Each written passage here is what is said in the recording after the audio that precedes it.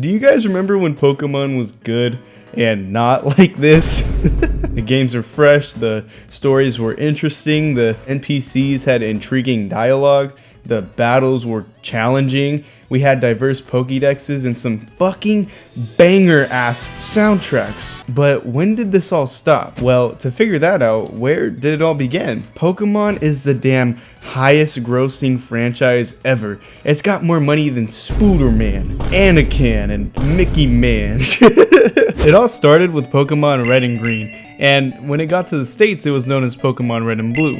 The more you know. And this all started in 1996. That is beyond insane to me that it's been that long. God, we're all gonna die soon. You play as Red, beat Blue. He's not Gary, alright? Capture pocket monsters, go gym, defeat Mafia, beat the Elite Four, beat the 3 Dragonites, beat Blue again, and bada bing bada boom, you did it, you won. This was all the start of something that no one ever imagined to be this big. With now 25 mainline Pokemon games and now over 1,000 Pokemon. So you would think the games got better, right? Well, they did. I would say they were getting better with each generation. Gen 2 was gorgeous and let you go back to Kanto and even fight Red, and introduced the Dark type to counteract how overpowered the Psychic type was. However, they only made 6 of these fuckers. Wow, good job, Game Freak. And the Dark type Elite Four member, Karen, only had 3 Dark type Pokemon, with also Vileplume and Gengar for some reason. Also, Ampharos is my favorite Pokemon. Yeah. Gen 3 had some of my favorite starter lineups ever. They are so fucking dope, and I fucking love Sceptile, alright? But Gen 3 introduced abilities, double battles, and trumpets. Lots of trumpets. Gen 3 was just so fucking cool. Hoenn was amazing, man. I mean, I don't know why. I used to be obsessed with Brendan and May's designs. I just used to think they were the coolest shit ever. Also, too much water. Gen 4. It got rid of the link cable. It let you play online. It also introduced the physical and special split for specific moves and not for typings. Oh my god, that shit was great. It also had a great lineup of starters. It had Staraptor, you had Luxray. Man, you had all types of shit, man. Everything was great. It was great. Although Pokemon Diamond and Pearl weren't the best they could be by themselves, and Pokemon Platinum came in, but got that shit out of here, and they fucking, it absolutely blew them out of the water to the point where there's like no reason to really play Diamond and Pearl rather than just going and playing Platinum. I remember when the health bars would go down so absurdly slow. It was just like, come on, just die, bro. This gen had some really cool characters. It had like one of my favorite antagonists ever. Team Galactic was so fucking dope. Cyrus was great. The legends were fucking awesome. Dialga, Palkia, Regigigas, fucking Shaman. God, Shaman's so cute. Arceus, Giratina. Everything was so cool in the fucking distortion world. That shit was mind-boggling for my kid brain. It had a really solid Elite Four, and Cynthia is my favorite champion of all time. Her fight is one of my favorites ever. It's so good. She has like a good ass team. It was great. We were truly spoiled in that time. Gen 4 also had my favorite remakes. Heart Gold and Soul Silver are probably my favorite Pokemon games. If not, oh, it's really close with Black 2 and White 2. But I just love how they kind of incorporated everything that was good about Pokemon. You could even walk with them, and it just like brought so much charm to the world. It was fantastic. Let's move on to Gen 5. Unova, the generation with the ice cream cone and the garbage bag. I actually think those designs get too much hate. I'll talk more about that later. Gen 5 was actually rich of a really cool story, and N was really well written. Jetsis was really cool. Just the overall theme of Gen 5 was really fucking cool, and this was like the first time we've ever seen like kind of 3D aspects in a mainline Pokemon game, like when you go on the bridge to Castelia City. This is definitely where the starters started to lack a bit. I don't know, I'm just not the biggest fan of their designs. I think Superior is my favorite out of the 3. However, I don't I can't really get behind Samurott, and Emboar is just he's not for me. And this is the third firefighting they had from that time. This was the third one in a row, so it was just like starting to get stale, like in my opinion. You had some cool rivals. You had Bianca, you have Cheren. The Pokemon themselves were alright. I'm not the biggest fan of the Unova region as just like Pokemon in general. They're definitely not my favorite, and the art style definitely shifted right here. The movement of Pokemon is probably my favorite like quality of life feature that they added. It's just like they look so cool in just their idle animations. They look so alive. It really worked well. This game was extremely charming. Like the Ferris wheel ride with N, and then that sad music with Bianca plays because like she just wants to be on her own. That shit hits. And the fucking low health theme, dude. That shit slap. Driftvale City. And now, this is where it starts to get a little blurry, and perhaps maybe even a little stinky. Generation 6, or Pokemon X and Y, the first 3D mainline Pokemon game, with a whopping total of 72 Pokemon. Yeah, with some pretty poopy starters, with these stupid ass rivals.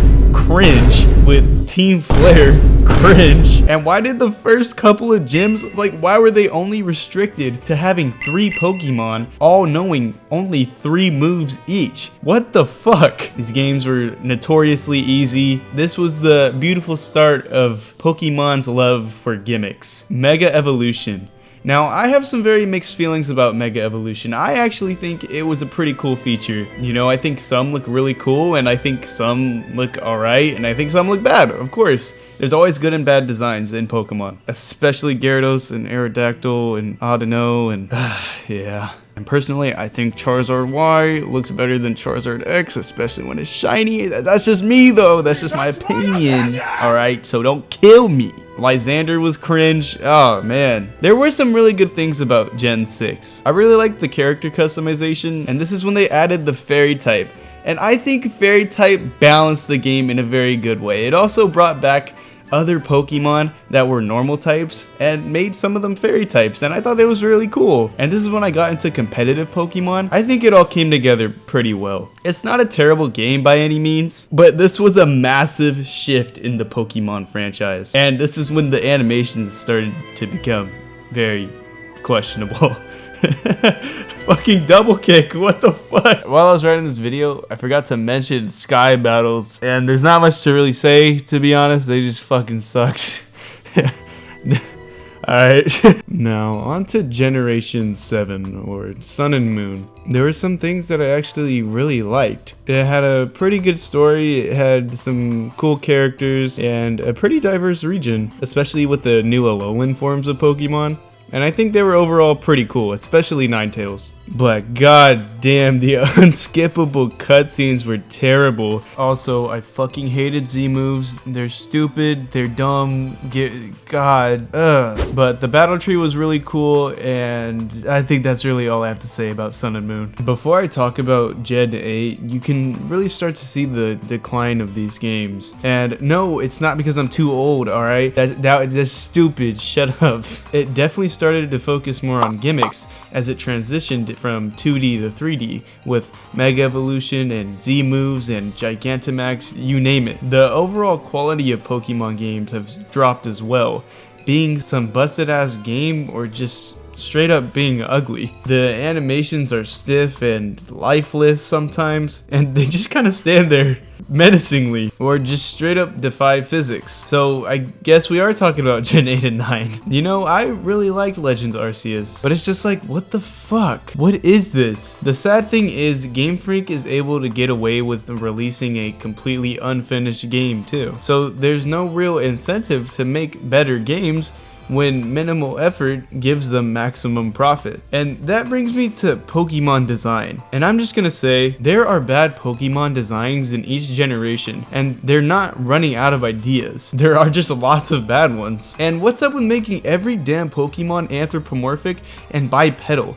Like, let the damn animals walk on 4 legs, damn it! And before you say that there were already anthropomorphic Pokemon and like human-like Pokemon in Gen 1 like Champ and Hitmonchan, it's fine because they weren't doing it with every Pokemon. Like, for example, Delphox and Chestnut. It's like, could you imagine a group of fucking Delphoxes with wands? It's like a fucking, this whole school of Hogwarts is coming at you. It just doesn't make sense. They're not animals anymore. So that leads me to this next question. Has the art style of Pokemon changed? Pokemon looked relatively the same up until around Gen 5. Then it started to become a little blurry. I think Game Freak might have popped one too many rare candies. Cause goddamn, what the fuck are Dialga and Palkia's origin forms? What the hell is that? I don't know. Pokemon just kind of doesn't have the same charm as it used to. And I guess my point is that Pokemon designs have changed a lot. And it doesn't have to be a bad thing. I just wish that the fucking green cat became a big green cat. With unpolished games and dumb gimmicks and bad remakes, I truly just wish Pokemon was getting better. And it still can be, but I just highly doubt it. The freedom and exploration in both games was amazing, and just walking around and seeing the Pokemon, it's just like, it's something that we all kind of wanted as kids, right? And seeing like some 10-foot tall ass Pokemon with red eyes coming at you is fucking terrifying, and it's awesome. And in Scarlet and Violet, I just wish the exploration was more rewarding, because you could go in any order you really want, but the game kind of punishes you in a way because you kind of get over leveled, and then the other places become super fucking easy. So it's just like, it's just not really meant for the thing that they were going for, and it didn't work. There is so much potential. It just fucking sucks when the execution is done so poorly, and it's fucking killing the future for Pokemon games. But I don't know, that's just my opinion. Thank you so much for watching, and if you enjoyed, don't forget to leave a like and subscribe. It helps me out more than you know. And with that being said, I'll see you guys in the next one. Bye!